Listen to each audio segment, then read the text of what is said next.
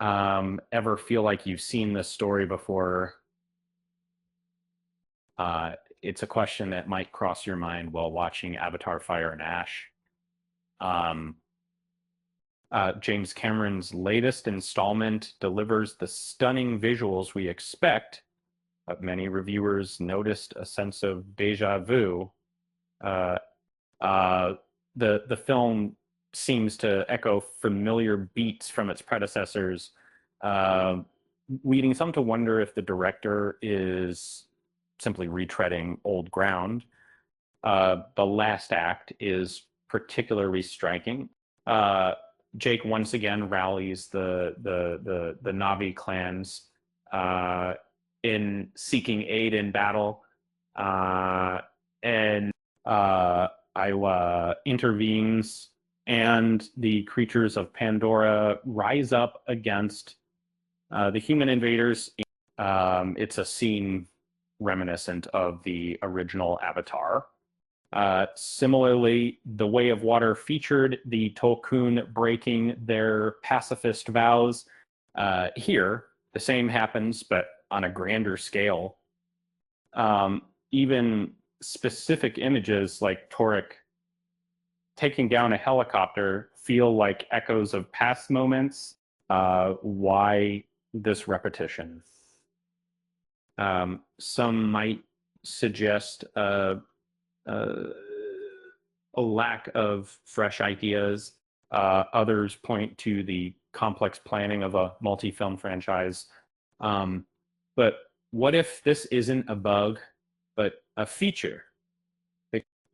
What if Cameron is intentionally mirroring past events to make a deeper point?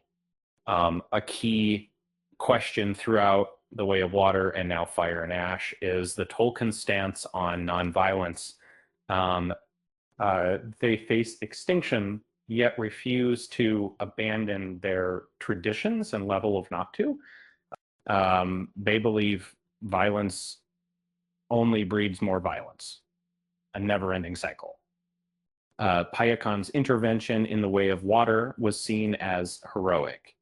But this film forces us to reconsider, amidst the high-octane action, we realize how similar this battle is to those that came before.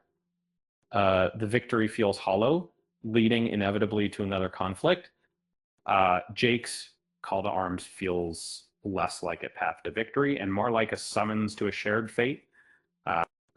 Even winning over the Tolkien feels insufficient, requiring Ewa's intervention claims. And the film subtly plants the seed of this idea through Jake's debate with the Metkiana about the corrupting influence of metal weapons. And Neytiri's burning desire for revenge adds another layer to the conflict. It makes us question whether protecting the loved ones or seeking vengeance are equally damaging. The fate of Spider further complicates matters. It's something that is not, to me. Jake, almost choose violence, believing it's the only way to protect Pandora. But he hesitates, and ultimately chooses a different path. And it's a moment of clarity, demonstrating that even with the best intentions, violence rarely solves anything. But Quaritch's arc mirrors this struggle, right? He reluctantly teams up with Jake, but ultimately seeks out Varang, a character embodying the Tolkien's warning. Vadong embraces the very weapons, the Namishun, a path leading to destruction, that stand up all of these. It's a stark contrast to Jake's potential for change. The repetition in Fire and Ash isn't just about recreating familiar scenes. It's about highlighting a dangerous cycle.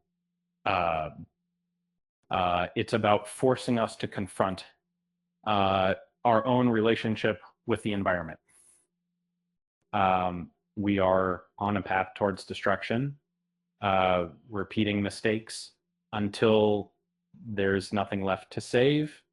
But the ending offers a glimmer of hope for Spider's connection to Eva represents the potential turning point. It suggests that humans can not only live on Pandora, but become a part of it.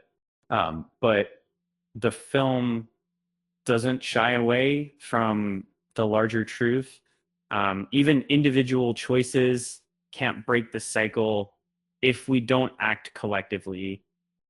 It's a cynical yet powerful message.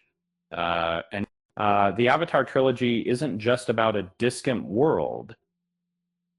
It's about our own. And it's a reminder that we are repeating patterns that could lead to our own demise. It's a call to action, urging us to break the cycle before it's too late. It's funny, Pandora has all these exotic creatures, but the real monsters are the ones we create ourselves. And